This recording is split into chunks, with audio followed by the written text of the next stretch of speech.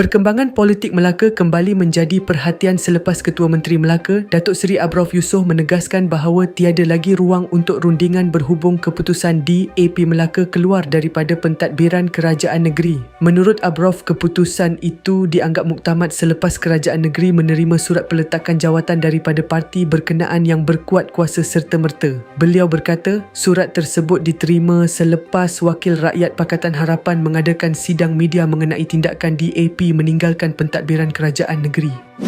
Kita terima semalam, habis sidang media mereka terus hantar surat. Sebab itu hari ini kalau kita lihat perubahan kedudukan kerusi dalam Dewan Undangan Negeri, sebab kita menerima surat rasmi peletakan jawatan dan pengunduran daripada kerajaan pada kadar segera. Itu sebab bila Perdana Menteri minta berunding, saya kata dah tak boleh berunding sebab mereka dah serah semua surat, katanya pada sidang media selepas hari terakhir persidangan kedua penggal ke-5 Dun Melaka ke-15 di Seri Negeri, Rabu.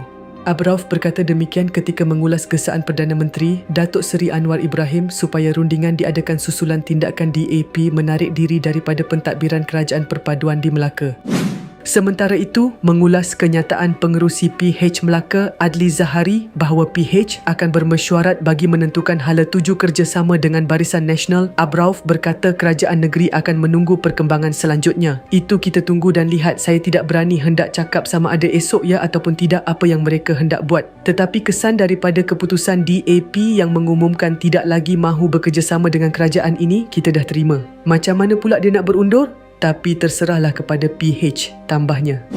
Dalam perkembangan sama, Abrauf turut memaklumkan bahawa kerajaan negeri menerima surat daripada PKR Melaka yang menyatakan parti itu tidak bersetuju dengan langkah yang diambil oleh DAP.